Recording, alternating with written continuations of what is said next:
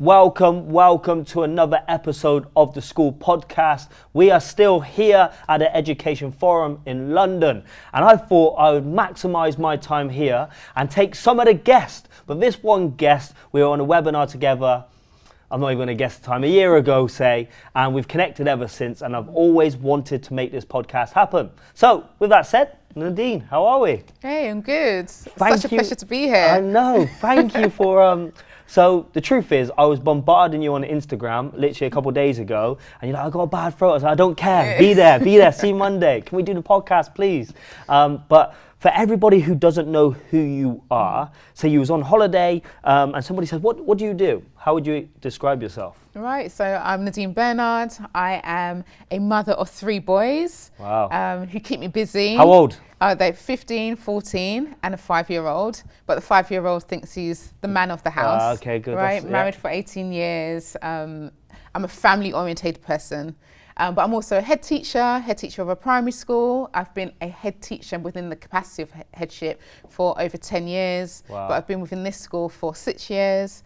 I'm also the founder and CEO of an organisation called Aspiring Heads, which one of the core drivers is supporting aspiring black leaders into leadership positions, because we know there's a great deficit there. And also I've just recently become an author of a book called Your Leadership Matters, Empowering Those from the Global Majority and Allies, which I'm very proud of. Yeah, when will the book be out? So it's going to be released October the 11th. So what we will do is we will release the podcast around that time, put the link in there so you guys listening and watching at home. The book is out now. Hit the link in the bio and description and buy yourself a copy. So what you've just told me, you're pretty busy then. I'm very, very busy, very busy. I try and maximize my time. I have to be very organized in order to be able to juggle all of the different hats and so forth. Well-being is key. I know that sometimes I'm the worst for it, but I am kind of proactively conscious. So for example, I'm getting to the gym, waking up 4:30. 5 a.m. club. For the 5 a.m. gym. Wow. Yeah, I try and get there 2 to 3 times a week. So that's part of me trying to just look after myself. So let me just dive straight in then, because you got to look after yourself. But like, how is it managing what you do? Like, not just being a head teacher, but also having being married, having 3 children at home. How do you manage everything? Because you know that now, you've been in that. But there's some people who just struggling, with workload. How do you balance it all? I'll say, first thing you've just got to think, okay, what works for me? My support network, I'm very fortunate. My mum was a childminder, she's retired now, but that really helped out as the boys were growing up and so forth. In terms of now, my husband, he does a lot of working from home with Aspiring Heads. He's the managing director for that. So that helps with the school runs and so forth, making sure that when the boys come home, the older ones, there's someone at home, so we know they get back home on time. That's amazing. And but I think in terms of my own, I have to prioritize really well. I have to think about what's really important to me. And that's really key. There's kind of, can't remember the name now, but that bots in terms of, really recognizing what is the most important thing, or what are those important matters for you, long term as well, not just the here and now, and then think about, okay, what things can you delegate to others? That's, because there's that common thing in teaching, isn't there, when they say I spend more time with other people's children more than their own. And I guess that balance sometimes, and also I feel like a guilt sometimes. Yeah, and it's you have to be conscious of that. I'm very mindful of that very fact. And so I always say to all my parents at my school, I'm going to look after your children how I will look after my own children. So I really invest so much into my school. I recognize that many times it has to come first. However, I cannot do that at a detriment to my own family. I'm very invested in building relationships with my boys and with my husband. I don't want to be going home to an environment that doesn't serve what I want that to serve. But that's true standards, isn't it? And I think I talk about in my talk, I said, how you do one thing is how you do everything. There's no point me going somewhere, doing a big 300 student assembly, acting like the man, being the guy, but then I go home and my 4 children don't want me there. I say, what does that really say about my standards? It means they're poor. And you know, and I don't always get it right. I must say, sometimes I feel like the worst parent. I'll give you an example of being at work. There were some children outside my school office that that I could see the window, and they were not doing what they should be doing. And so I was watching that, and my CEO called, asked for like a quick meeting. There was a safeguarding concern I had to sort out. And so I'm doing all of this. I see the kids out the window. I go outside. I'm giving them the prep talk, the whole preach about, you know, you got potential, this is what I want to see for yourself, and so forth. I got into my car. Then I looked at my phone. I was like, oh, I've missed my boys' parents' evening. Wow. Do you know what I cried? Yeah. I literally cried in that moment because I felt like I had failed absolutely everything. I beat myself up. And then I ended up having for the first time an anxiety attack. I think I was so overwhelmed with the fact that I had just given so much to all of that and then forgot my son's parents' evening. Now, to put into perspective, and other people had to help me to put into perspective, Nadine, look how much you do, look what you do for your boys, of course, your boys will understand, and so forth. You can call the school tomorrow, which I did do. I was still able to meet with all those teachers and so forth. It was not the end of the world, but in that moment, it felt like the end of the world. But it's the stress bucket, isn't it? Sometimes the water overflows, and it just, it can show in forms of anxiety attacks, wherever it might be. When did that happen? Yeah, so that was, I suppose, where are we now? Earlier this year. So it was recent. So it wasn't, I'm not talking years ago. This is recent. So, you know, I'm really, really conscious of not being this person that people see who's got it all together. I think sometimes that can be a misconception that, you know, they see, obviously, you know, I'm posting all the things I'm doing with my book. I'm posting the things, those lovely family days that I'm really intentional about. You know, I'm really planning my holidays because I am very busy. So I'm leaving my house at 7. I'm back, you know, after the gym and then coming back home for 7, cooking, trying to do the reading, supporting the home learning and so forth. But so I have to be really intentional with my holidays in terms of, okay, what we're going to do, how we're going to spend that quality time together. But however, there are times when I don't, you know, life is not so perfect. And I think that's really important, for people to understand. But what I do is make sure that I really take time to reflect, to reconsider what I need to do, how I need to do it, and how am I going to make sure that I am fully aligned with my values, what really matters to me, what's most important to me, and not just now, but long term. So for example, my health, I come back to my health, it is important to me. I realized, you know, if I don't keep my knees working, it won't be working too long down the line, right? If you don't use it, what they say, if you don't use it, you lose it. Right, so I don't want to be losing my, you know, and so forth. So there's work that I have to do now to make sure, same with eating healthy, drinking water, those things you really have to consider your short-term goals, but also those long-term goals. So for example, I'm very conscious, I want to have a healthy marriage. So in order to do that, I can't just put everything into my work and just be that, you know, that face and that smiling face at work and give all my joys there and come back home with just my little. Yeah. And I think it's you have to ask yourself those questions. And even with the business dreams to reality, what I'm doing and what I'm growing, it's like, sometimes I get frustrated thinking this could be so much better, or I could be so much further down the line. However, what is the sacrifice I have to make? And when I really be truthful, I'm not willing to make that sacrifice. Right. Do you understand? Like, I could make it a multi-million-pound business, but I truly wanted to, but it means I see my kids less, I'm not at home as much, or whatever it might be, and I'm not willing to make that sacrifice. I don't want to make it and be depressed. I don't want to make it and be lonely. And then I got to be okay with that. So talk to me about aspiring heads. Yeah, so, really, really proud of Aspiring Heads in terms of the journey that it's been on. Started founding in 2020, after George Floyd, seeing that national TV screen. Yeah. And, myself and my husband just sat there and thought, really want to make a difference. Looking at the statistics, only 1% of black head teachers in the UK. For a moment, it was like, wow, I did that. I made, I was able to achieve headship. However, what about the many others who are aspiring to that? And so first I thought, okay, I'm going to create a little mentoring group and so forth, or coach some, because I'm a qualified executive coach as well. Ooh, level 7? Level 7? Level 7. Oh. Yes. And so I thought, I'll just coach some individuals. And then I was actually on my maternity leave during the pandemic, had my son, came out of hospital the night before the lockdown. Wow. And I literally woke up early every single day. And I wrote this program, this Aspiring Heads program, and then literally launched it.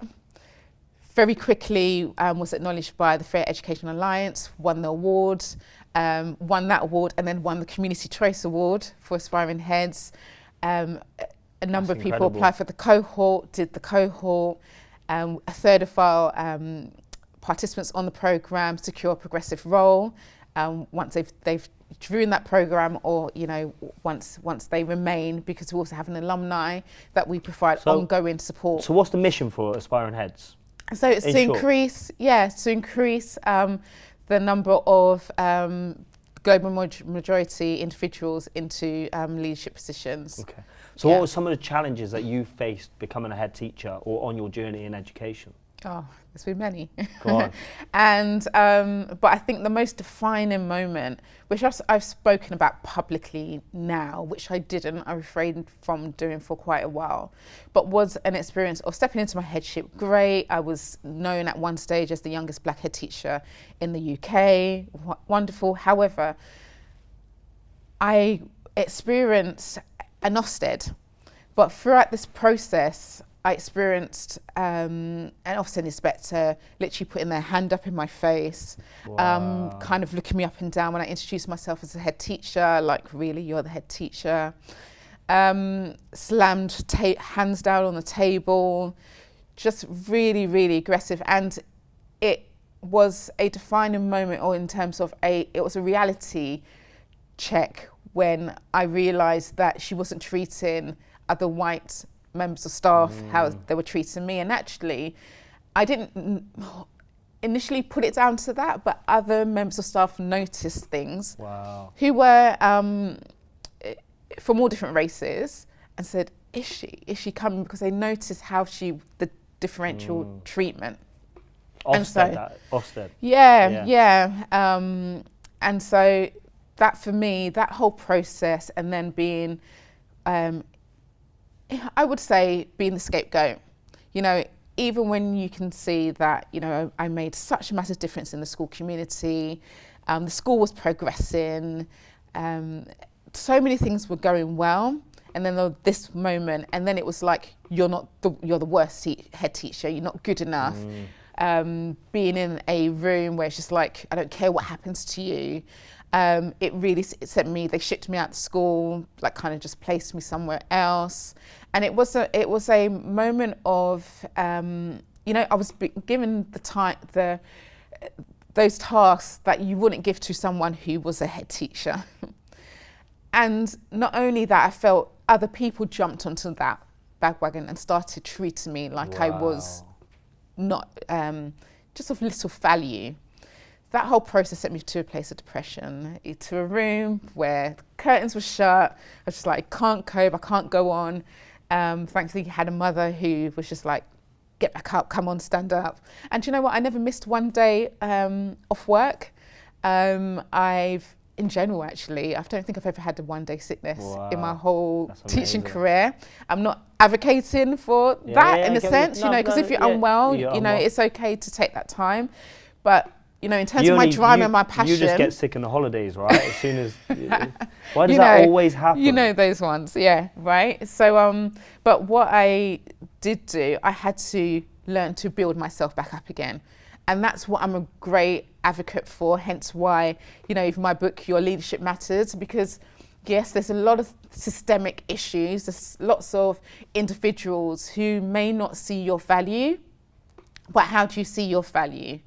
And so it took a lot of rebuilding, but I have definitely come to a place where I recognize that my value is not defined by what others say about me. And it's really important that we are clear about our own identity and recognizing that the agency that we have, the things that we can do, the choices that we can make to change our course or to direct our paths. So easy to say, well, they did this to me, they did that to me, to you, and so forth. But okay, but what choice can you make in that moment?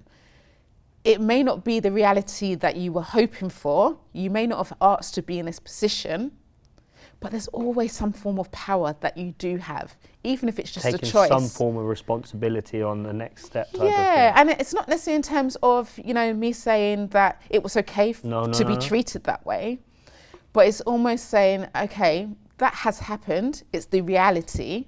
What am I going to do next? Am I going to wallow in that sadness, in that state? Or am I going to think about the powers that we have? Because we all have some form of power. So am I going to consider that? So even if it's just to ask for help, that's a power. Yeah. Because many people will just, when I say, people are different.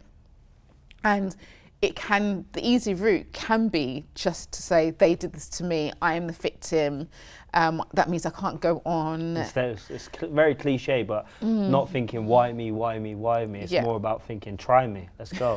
Type of thing. Yeah, and it's all learning as well. I will never regret that experience, because actually that shaped the person I am today. I have no envy, I have no ill feeling. Let's expose this person. What's her name? Come on, let's go. Do you know what? It's and I feel, even within that trust that I was working with, it's I guess there's reflections there for them as well. It's a learning moment. But what's next? What are we going to do? And I've got my whole future ahead of me. And as I say to individuals, you've got your whole future. Yes, that is a part of your journey. Yeah. But then how can you utilize that going forward? Hence, that really shapes a lot of the element of Aspiring Heads, where I was really passionate about doing that, giving people a better toolkit than I had. Because simple things like making a complaint to Ofsted or putting in a grievance or all these different things, I didn't even think of at that moment in time. And so, with Aspiring Heads, it's kind of thinking, okay, what can you do differently? What can you learn from my story? What can you learn from where maybe I didn't really hold on strongly to my values and make that decision, or where did I? And what was it? And it's that, it's that kind of for you experience, isn't it? I'm throwing out loads of cliches today, but things happen to me or they happen for me. Yeah. And it's like, that was for you to experience, to now create Aspiring Heads, for you to be the head teacher, the mother you are today, to be the author that you want to be. Yeah. Because that was for you, and if you didn't go through that, you probably won't impact as many people as you are now, which is amazing kind of way to look at it, I think, which is unbelievable. Yeah, I think it's about just being optimistic. I am naturally a very optimistic person. So, really, it's not easy for me to see a dead end. Yeah. There's always a way through. So what are some of the key challenges your leaders, a part of the Aspiring Leaders program, face? What are some of the key, most common challenges you see them face? And what does education in the UK can do to kind of ensure that that's not the case? Is there anything you see? Well, I think firstly, that thing of not seeing others who look like them, and sometimes that can be internalized as I am not welcomed here. But then not only that, because sometimes that's not true, it's the messaging that people get. It's the environments that they work in that can be very toxic. that can actually say, you know, you're not welcome here. You know, we don't have the signs on doors, but we do have, you know, the way people interact with you, the things people say to you. And they say, but I didn't say that, but you didn't say it, but you said it. Right. How did you say it? With your body language, with your other forms of communication. Yeah. So it's hard to get a data from that, but at the same, you can feel it, can't you? Yeah, you can definitely feel that. It's being told no when you're not ready yet. You know, that phrase of, you know, you need more time. Even things where they are so ready and their head teachers know they're ready, but then they'll almost trap them into staying as opposed to allowing them to thrive and to go on to another role. You know, some really, really actually stories that you just wouldn't think exist. So head teachers who will literally just write a bad reference just because out of spite. You know, head teachers will literally rip up someone's like application form, or, you know, just to say, no, you're staying. Like really bullyish behaviours are happening as well. But people are afraid to speak up, you know, in terms of the non-disclosure agreements as well. There's people who have reached out to me, but they just can't, in a sense, speak up or speak out are there about. NDAs, is there? Yeah. These are still things that have been. I think there was some change in legislation recently, but yeah, those are things that people have experienced as well. And I think also it's just a confidence thing, a natural confidence thing, helping leaders to be able to take that next step, even when they don't see someone else who looks like them there.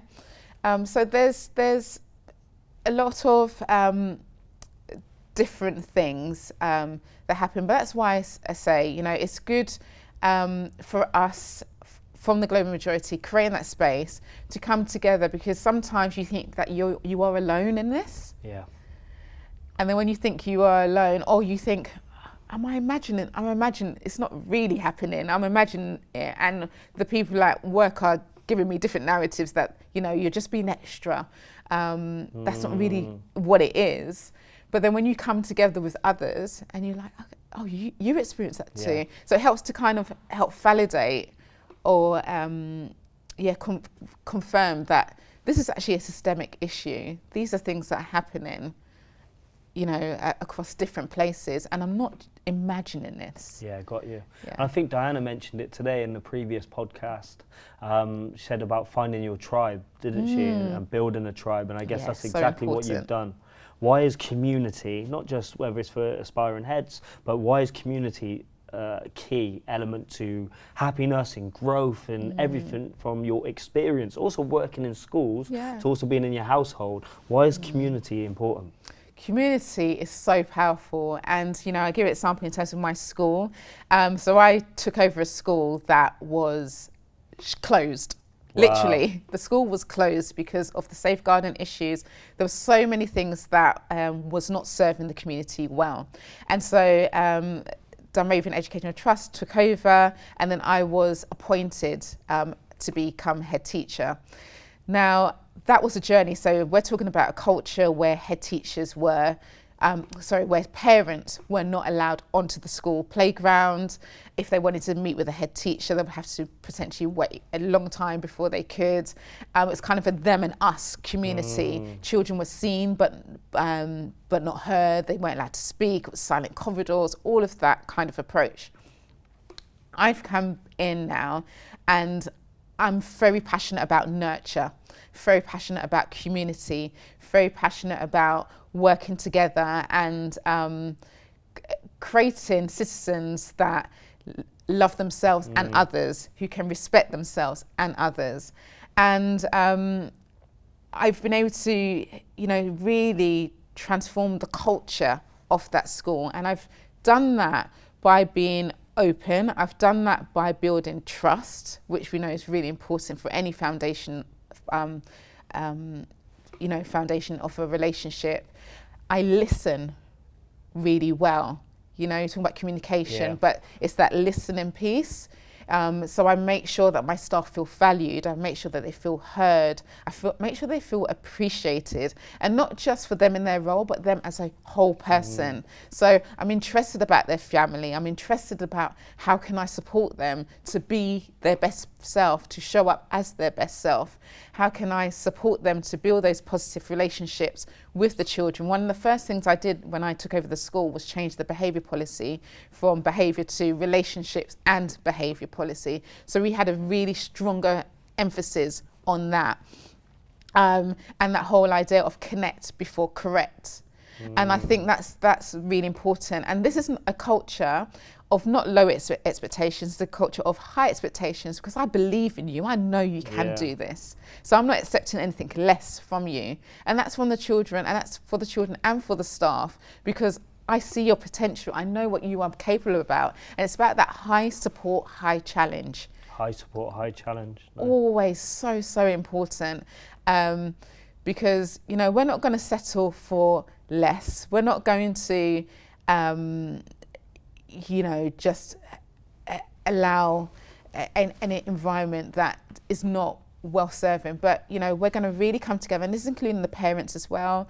I'm very passionate. I really understand that lots of schools have a deficit budget like ours, and, you know, funding is the issue.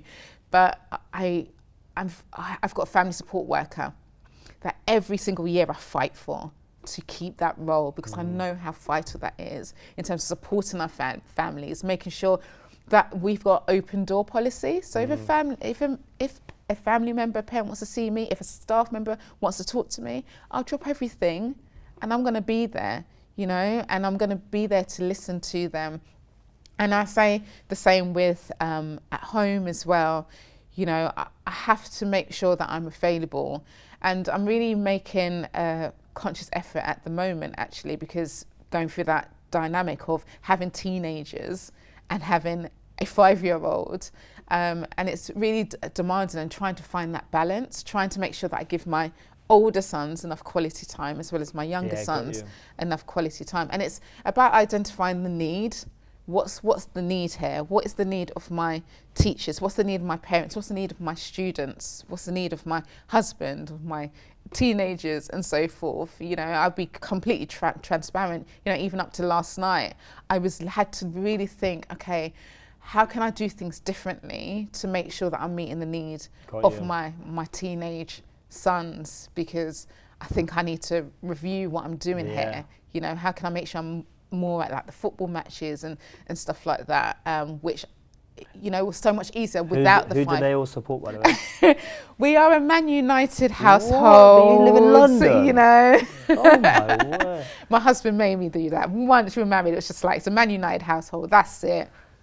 And so your whole family's taking L's. That's what your husband knows, right? All jokes aside, though, like one thing that I can't, I just have to ask the question, because you talk about like a nurture environment in the school. Is there a clear difference then between primary school and secondary school? Because I think primary schools do a good job of providing nurture, and then they go into secondary schools and it's a completely different environment. I think sometimes it needs to be a different environment. For example, a primary school that I know well, I won't go into much detail, but there's a girl in year 6, or throughout, you know, her behaviour is not the greatest. And when she's not well behaved, she gets to just go sit in the head teacher's office, right? And it's like, okay, that's cool, learning's, you know, whatever you think. But then she goes to secondary school, and that's just not going to be reality. So then it's going to be a massive culture shock. And I sometimes wonder whether there's just a massive culture shock from primary school to secondary school, and how we can close that gap just a little bit more. What's your experience on that? Am I onto something there? Or, what do you think? Yeah, well, I think that lots of people have a misconception about nurture. They see nurture as, I'm going to stroke your back, I'm going to, you know, rub you, I'm going to like give you cuddles and so forth. Nurture that's not nurture, right? Nurture is about care. It's about understanding that children have different transitions in their life. It's about creating a safe environment. So, you know, if anyone wants to is interested in nurture, you know, go to Nurture UK, look at the nurturing principles. Right? So if we're thinking about primary and secondary school, I believe a secondary school, like a primary school, should have a safe environment. 100%. A primary school, like a secondary school, should be aware of transitions in life. Yep. And they should be aware that, you know, behaviour is a form of communication and so forth. All of those things are not. They shouldn't be different, right? Yeah, It's right. And so the transitions that we're having to manage so for example, in primary school, will look different to those in secondary school. So it's about secondary educators to identify what those transitions are. So even my husband's giving me the prep talk yesterday. It's that kind of, you know, go back to my boys, that transition from being a boy to manhood. And I have to take time to understand what that transition looks like. You know, reading things in terms of, you know, they will push boundaries. They will try and do things their way because they're trying to work out their identity from being a child to now becoming a head adult. So how that plays out will look a particular way in the classroom, in secondary school, when they're interacting with their teachers and so forth. Their brain development, you know, even when we think about the scientific elements, it's being aware of those transitions and thinking about, okay, how can we best support, you know, the hormones. But giving them the room to grow. Right. And I feel like sometimes we hold children, and I'm guilty of this, to a higher standard than we have to ourselves. And I think, you know, my daughter, my oldest daughter now, she's 12 soon. And, you know, she, of course, like, kids lie. But I have like a standard or expectation, you should never lie type of thing. Well, you should never lie. No, but it's the reality is she's going to. Yeah. And it's just, but it's like, instead of punishing her for it, you work out, why did you lie? What was this about? And you ask the questions instead of like just having an expectation. You shouldn't lie, go to your bedroom, that's it. No more phone, no more whatever. Yeah, it's character development. And that's what I had a really strong emphasis on. It's about, okay, empathy, but how do you teach a child to be empathetic? How do you teach a child to go through a process of forgiveness? How do you teach a child to be friendly? So there's lots of things that we kind of expect children to be able to do, but it's so important that we take the time to actually teach it, because even as adults, even behaviour as well, right?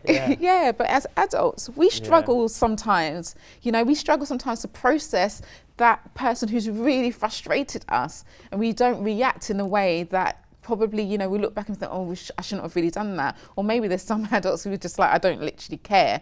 But it's recognising that they are human beings. They're not just this fixed product that should just know how to do. Same with teenagers. They're not just this fixed products. We have to be more forgiving.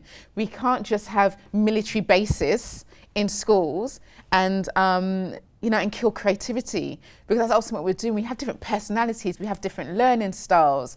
You know, I'm a person who I've never excluded. I don't believe in exclusions, but I've had to find alternative pathways because the mainstream kind of way of doing things doesn't always work for every child. So, you know, we have to think about, okay, how can we tap into children's creativeness? So I've got an example of a child that I know, and, you know, he was very strong academic, but actually being able to have to sit in a classroom, sit on a chair, it's hard work. You know, I like being a bit, you know, more physical in how I learn and so forth. And so that traditional behind the desk doesn't necessarily work. So we had to create more movement breaks. We had to create different versions of how he's going to do his maths, and how he's going to do X, Y, Z. But you know, this boy's so talented.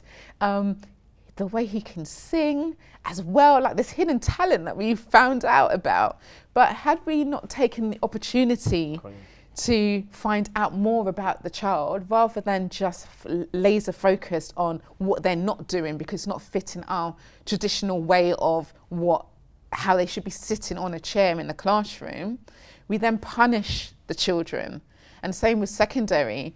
It's, you know, you know, I say this with a caveat of, you know, children need to be taught and learn how to show respect. And I'm really conscious that, you know, some children just make those choices, maybe because they're not feeling listened to, or they feel like I need to, they've got low self-esteem, or they just want to show off in front of their friends and look like that. But again, what's actually happening there? Like, you're feeling as if you've got to show up as something for some form of validation. So how do we help to build a child's self-esteem so they understand that I don't need to be the class clown, or I don't need to do certain things to gain my points or so forth. Now, how else can we do that? What other, ways and mechanisms can I do that? But again, it's about teaching, it's about inspiring, it's about engaging, it's about learning, loving, forgiving, and helping to shape them into better human beings, because at the end of the day, they're going to be going out into the wider world. And we know that schools are like mini ecosystems of like the wider space.